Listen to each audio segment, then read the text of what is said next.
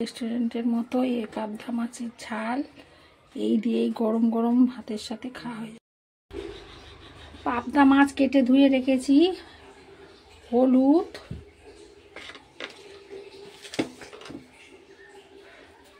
একটু নুন দিয়ে ম্যারিনেট করে রাখছি।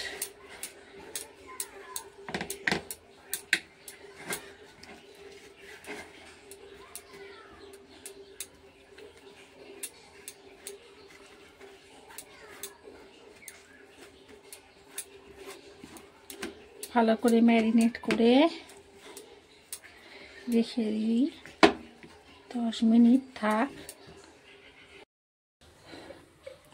তেলটা দিয়ে দিলাম একটু বেশি করে,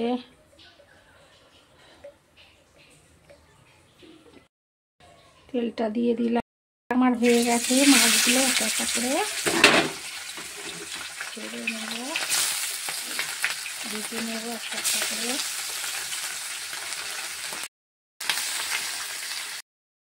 মাছ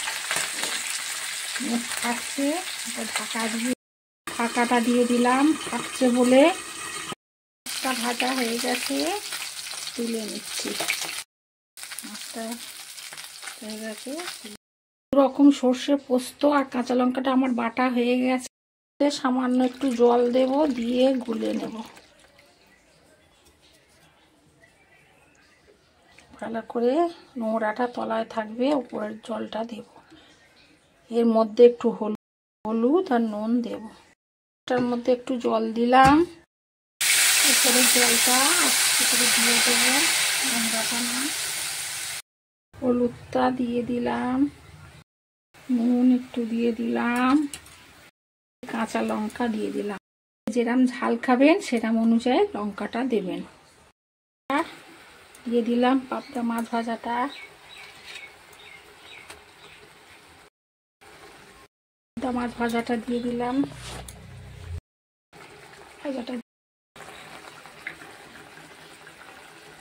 মাছটা ফুটছে, সামান্য একটু সর্ষের তেল দেব। অল্প করে একটু সর্ষের তেল দিয়ে দিলাম, তার টেস্টটা ভালো হবে। ধনেপাতা কুচি দিয়ে দিলাম। পাবদা মাছের ঝালটা আমার হয়ে গেছে, এবার নামিয়ে নেব।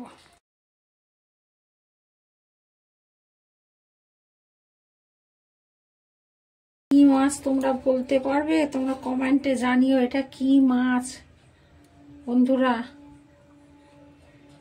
হলুদটা দিলাম, নুনটা দিয়ে দিলাম, ম্যারিনেট করে। এটা মাছ,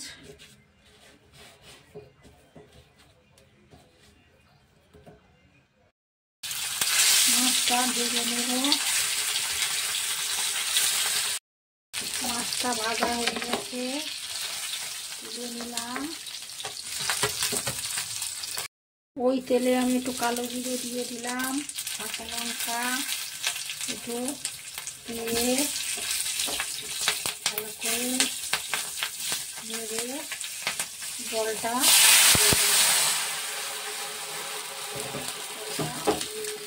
একটু নুন দিয়ে দিলাম, হলুদ দিয়ে দিলাম, মাছটা দিয়ে দিলাম।